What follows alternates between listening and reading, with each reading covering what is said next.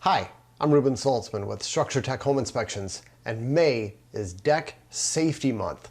So it's a great time to talk about how to inspect your own deck.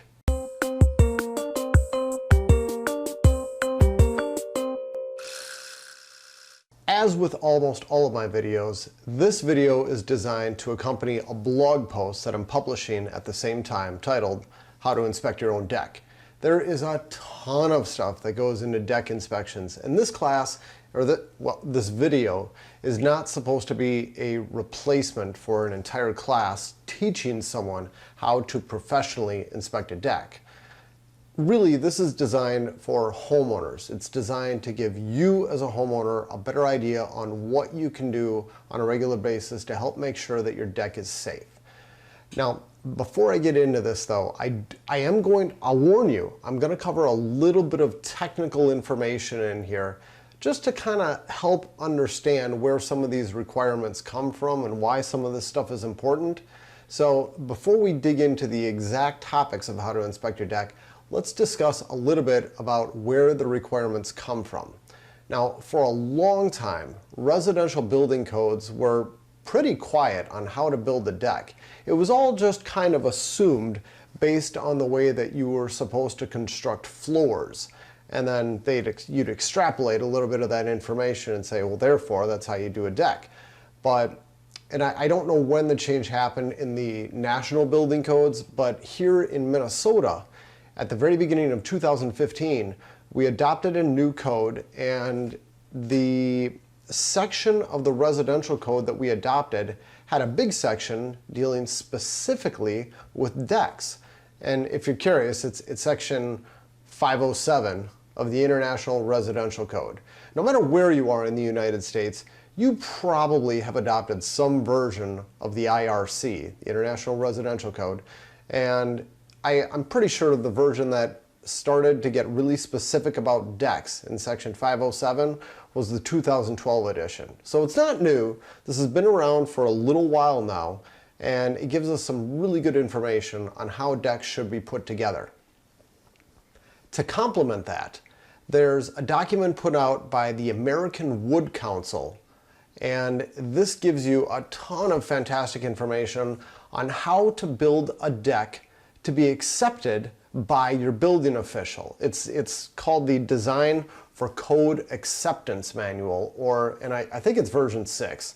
And so they call it DCA 6. I'm going to refer to DCA 6 several times in this video, probably. We'll see how it goes. I can picture myself referring to it a lot. So that's DCA 6. It's available for free online, so get yourself a copy of it. You can download it for free online. Just do a Google search for DCA 6. It's a fairly short PDF, but just remember, this is not building code. If there is a conflict between what DCA 6 says and what your building official says, your building official is right. That there's no arguing with them. You have to go with what your building official says, but DCA 6 makes it pretty easy to understand what the code requirements are. So now that I got that out of the way, let's talk about the most important stuff to look at on your deck. I'd say the most important part is the connection between the house and the deck. Most decks have two main bearing points. You're going to have a bunch of posts out in the yard, and you're going to have a beam going across all those, and one half of the deck sits on top of that. The other half of the deck is usually supported by the house. Now, of course, there's always exceptions. You can have freestanding decks and all that, but most decks are going to be supported on one side by the house. That connection is super critical. It's probably one of the most common points of failure on decks, and this is the failure that leads to people getting injured, people dying, a lot of problems. So it's critical that you look at that connection. Now, something that's really important is to make sure that water doesn't get in there. To make sure water doesn't get in, you want to look for flashing. If you look up underneath your deck, you should see a piece of galvanized steel that kind of bends right over the top of the piece of wood that attaches the house to the deck, or the deck to the house, however you want to say it. It's going to be a painted piece of galvanized steel, and you'll just see the end hanging down over the edge of the ledger board. That's flashing. Now, you can't know that they've done all the details correctly. I mean, ideally this flashing is going to go up kind of behind the siding, and it's all going to be lapped in with a water resistant barrier of your siding. There's a ton of stuff that you're not going to be able to see, but you should at least be able to see a piece of steel sticking out of there. That should tell you that somebody made an attempt at flashing. So what are we flashing? We're flashing the attachment from the deck to the house. The piece of the deck that attaches to the house is called the ledger board, and it's going to be connected right up to the rim joist of the house. And the rim joist is another piece of wood that goes around the perimeter of your house in traditional construction. Getting into some newer homes, we may not have a traditional rim joist, but you're going to have some type of wood there, and that's what the deck connects to. It's this connection where we need a bunch of really good fasteners. There's three types of fasteners that you'll commonly see. One is going to be a lag screw. If somebody attached your deck with lag screws, you're going to see a bunch of hex heads, and there should be washers behind them, and it's going to be this big screw that goes all the way through the ledger board into the rim joist, and it's going to poke right out the other side of the rim joist. And you should see a whole bunch of those. The smallest size that's allowable today is 1/2 inch. So, and the way that the code says they need to be installed is you stagger them. You have one here, one here, one here, one here, and how often you need to put them or how many of them you need in the ledger board is going to depend on a bunch of factors. It's going to depend on what they're going into, and it's going to depend on the length of your joists. So if you've got joists that are 6 feet long, it means that basically half of that span, 3 feet, is what's being supported by your house. The other 3 feet, they consider being supported by the beam on the other end. So we've got a really short span. You're probably not going to need a ton of them. I mean, I think the code says you need like one every 30 inches or something. It's not a lot. But then let's say you've got an 18-foot span. Well, you're going to need a ton of them. You're going to need to have them spaced much more closely. It goes beyond the scope of this quick little video to tell you exactly how many you're supposed to have. But if you'd like to know, all you need to do is open up DCA 6 and look at table 5 in DCA 6, and they'll show you exactly how to figure it out. It's not that difficult. So that's lag screws. They're not all that commonly used anymore because it's kind of labor intensive to install them. You're not supposed to just, well, you don't just put it right into the ledger board and then into the rim joist. You're going to tear up the wood. You need to drill a pilot hole. And really to do it right is you drill kind of a small pilot hole that these threads are going to grab onto in the rim joist. And then you drill yet another hole, a 1/2 inch hole, that the threads aren't going to mess with on the ledger board. So, and I don't know if anybody's ever actually done that, but technically that's how it should be done. So they're not used all that frequently anymore, but there's still a ton of decks out there that are installed this way. So look for a bunch of those fasteners. Another way to fasten your deck is with something called a through bolt. Now, you may be able to look at the end of one of these bolts and it might be indistinguishable from a lag screw. All you're going to see is a hex head and a washer. But instead of having coarse threads that actually thread into the wood, you're going to have machine threads. So you've got this long bolt that's going to come all the way through the other side of the rim joist, and then inside the house you're going to have a washer and a nut on the end of that. And this provides really good holding power. You actually don't need as many through bolts if you're going to attach a deck with this method. The one thing though is that it's labor intensive. I mean, you gotta drill a big hole all the way through. You gotta have someone stick the bolt through, and then you gotta go inside the house. You need to have access inside. You got a finished basement? Forget it. You're not doing this. You need to have access inside, and then you need to put the nut and the washer on there. Or you could do the opposite. You could actually feed the bolt out this way, and then when you're outside on the deck, what you'd see would be a washer and a nut and the end of a bolt sticking through. So that's acceptable too. I probably see this method less frequently than anything else, but it's a really strong way of doing it. Now, today, I'd say probably for the last 10 years or so, the predominant method of attaching a deck to a house is by using special fasteners made just for attaching a deck to a house. It's a one-trick pony. It's called a ledger board fastener. There's 2 companies I'm aware of that make them. One of them is Simpson Strong Tie. They make all kinds of fasteners for everything you could possibly think of when it comes to building a house. And the other is Fasten Master. And they got a screw, I call it a screw. They got a screw called a ledger lock screw. And they both work about the same way. You take your drill or your impact driver, and you don't have to drill any, you don't do any pre-drilling. You just zip it right through the ledger board into the rim joist, and it is so simple, even an 8-year-old could do it. I've got a video proving it. Here's my daughter when we were building a tree fort in the backyard last year. She was 8 at the time. Check it out. Push. Push.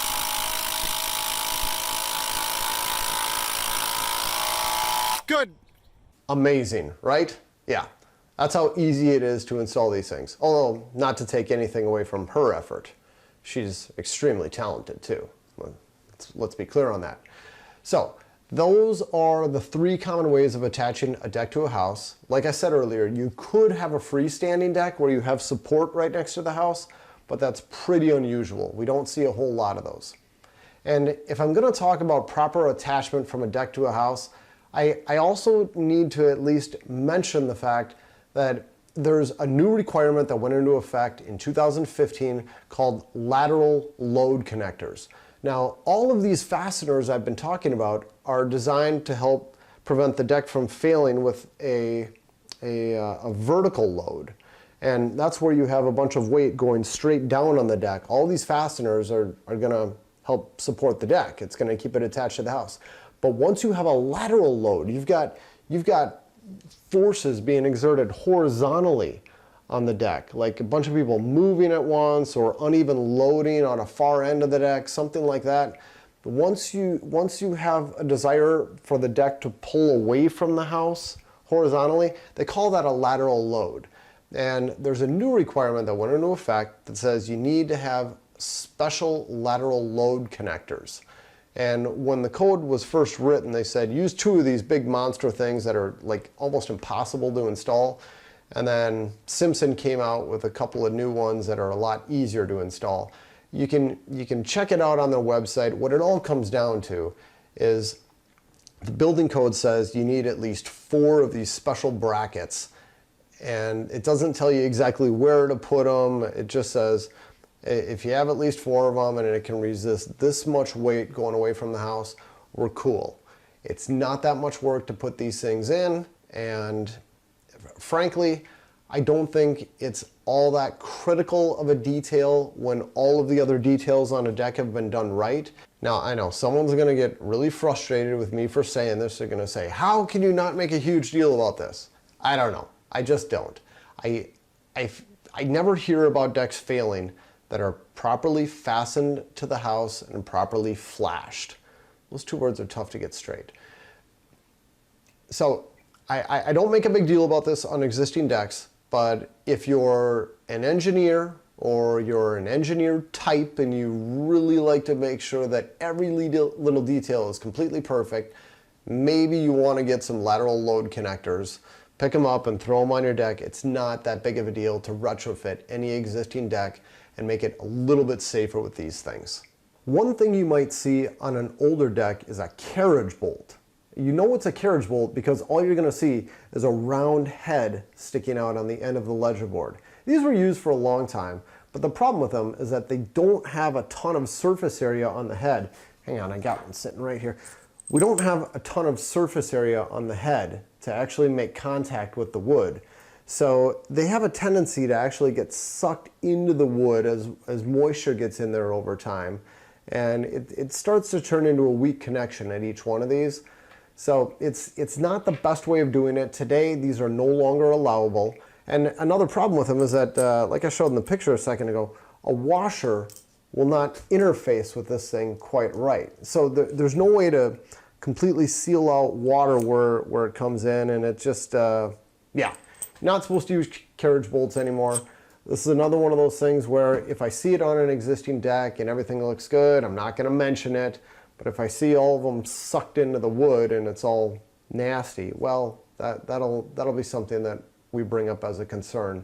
And we'll probably suggest adding a whole bunch of other additional fasteners to help make sure that deck is properly secured. Next, we'll talk briefly about joist hangers. Joist hangers are those metal brackets that attach every one of the deck joists to the ledger board.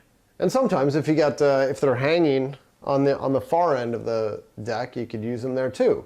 But they're almost always used against the house. Manufacturers are really specific about how these are supposed to be installed. You're supposed to use really long nails. Typically, the nails are going to be about 3 inches long, and the nails aren't going to go just into the ledger board, but they'll actually go through the rim joist, almost through the backside of the rim joist, to provide a lot of additional holding power. And then in some cases, you'll have nails going in at a 45-degree angle. If the wrong nails are used, those nails are going to come through and they'll barely even make contact with the ledger board. They might not even touch it. If you use the right nails, the nails are going to go almost through the back side of the ledger board. So it's important that the right size nails are used. To help know the difference, if you see a little 10 stamped on the end of the nail, it's probably the wrong nail. However, I have found some exceptions. I've found some nails that have a 10 on them and they're the full size nail. So it doesn't tell you for sure. What I like to do as a home inspector is I bring along a tiny little pry bar and I try popping out one nail. If I can get a nail to come out, it's the wrong nail. If it's the right nail, if it's a full 3-inch nail, there's no way I'm getting that thing out with my tiny little pry bar. But I have popped out many a tiny little nail. And so I pop it out, take a picture of it, make a note it's the wrong one, and I suggest having it fixed. And Simpson Strong Tie, the manufacturer I've mentioned a few times now, they have a document explaining how to correct this condition. It's basically a matter of pulling out all the wrong nails and replacing them with a special screw that they conveniently sell. So there is a way to fix it, but yeah, look for full-size nails. The manufacturers want nails in every single one of those holes on a joist hanger. And I've said nails many times now on purpose. The manufacturers tell you you need to use nails. If someone uses screws like drywall screws or deck screws, something like that, it's the wrong stuff. Doesn't have nearly the shear strength of a nail. The only exception is if you're using the screws that the manufacturers conveniently make. They're going to be structural screws. They are designed just for this purpose. They will hold up the joist hangers just fine, but those are the exceptions. And then also, your joist hangers are never supposed to be modified. You're not supposed to bend them, cut them, do any of that crazy stuff to help make it work. Oftentimes, on the end of a ledger board, if you've got a ledger board here and the last joist goes right to the end of it, sometimes you'll have contractors who will take that joist hanger and they'll take the flange and they'll just kind of bend it 180 degrees to go wrap all the way around the end or something, or bend it 90 degrees, excuse me, to get around the end of the ledger board. That's a no-no. They're not supposed to be field modified. So no modifications to those things. If you just got one, it's on the end of your deck, it's not like I'm concerned your deck is going to collapse. It's just technically incorrect. That's all. And then last thing on joist hangers, sometimes you'll see joist hangers that aren't the same size as the deck joist. It's almost always okay. You can actually have a joist hanger that's one size smaller, and I think there's a case where if you got some really big ones, you could even do 2 sizes smaller.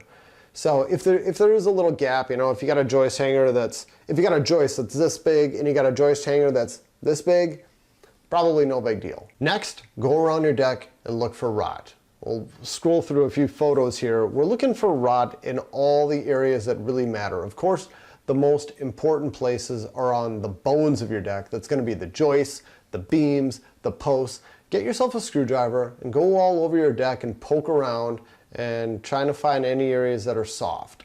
Also, check out your deck boards. You don't want someone's foot going through a rotted deck board. The most common place for rotting to start is going to be on the ends of the boards, especially when you've got two boards come in contact with each other where you got a butt splice kind of right over the top of a joist, water gets in between those two and it soaks into the end grain and it really starts to rot there. Also, pay attention to where guardrails and guard posts come in contact with the deck. Whenever you've got all this wood meeting each other, it's easy for water to get inside there and then just kind of stay trapped, and a lot of rot starts in those locations. So do a lot of poking and prodding around your deck looking for rot. It's important to carefully inspect your stairway connection. Unfortunately, there is no good detail in the building code telling you exactly how you're supposed to attach a deck stairway to a deck. My best advice would be use metal brackets made by manufacturers specifically for attaching a stairway to framing. Simpson Strong Tie, of course, I've mentioned a few times now, they make one, and it's pretty simple to install, but it's also pretty simple to get wrong. We see this one fastener, the stairway fastener, done wrong probably as often as we see it done properly. Here's a diagram showing how the hangers are supposed to be installed. You see the hanger is bent and it goes up and it nails into the end of the stairway stringer. Now here's an example of how it's not supposed to be used. The fastener is not bent in this situation. And I'll tell you, I told you don't bend your joist hangers. With the stairway stringer hangers, they are designed to be bent. You bend them in the field once you're ready to install your stairway. Here, you've got a bunch of nails going into the end grain of the lumber. Not gonna have nearly the holding power. This is not at all how it's supposed to be installed. This violates the manufacturer's installation instructions. So how else should you properly install a deck stairway? Can't get into it for this class. There should be a class taught on just this topic. I'm not the one who's going to be teaching that class. Although if you want to see a nice gallery of probably a good 30 photos showing how to not install a deck stairway, I can show you tons and tons of examples on how to not do it. Head on over to my blog for deck inspections. And then the last topic is going to be guardrail problems. Guards are extremely important. They're one of the biggest causes of failure on decks. And you know, I say guard and guardrail interchangeably. People always get confused when I say guard.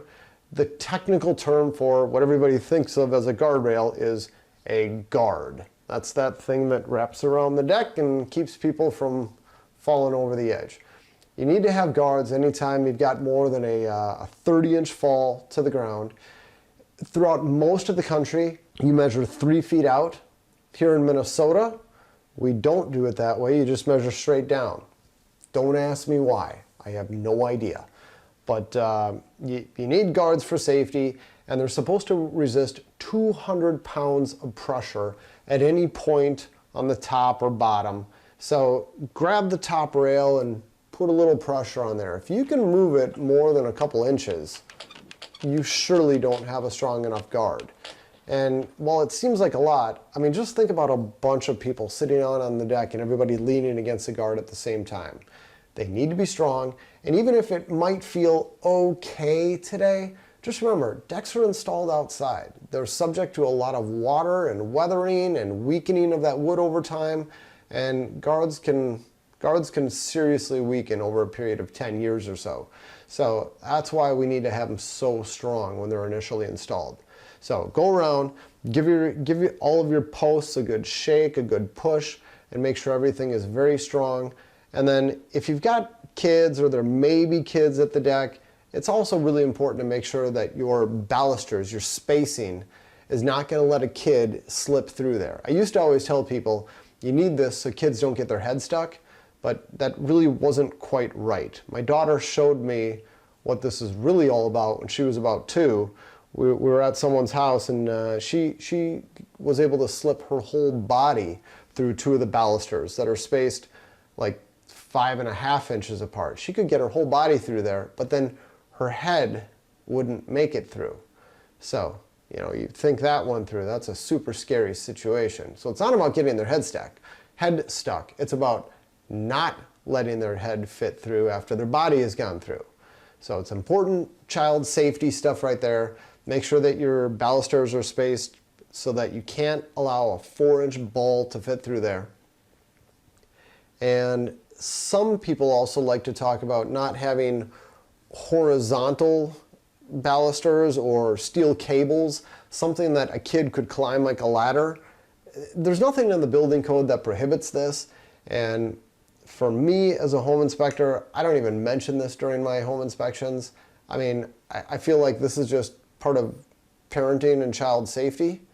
There's nothing wrong with a home inspector mentioning it, but to me, I just say, I also don't tell parents that stairways are inherently dangerous and you want to keep your kids away from stairways.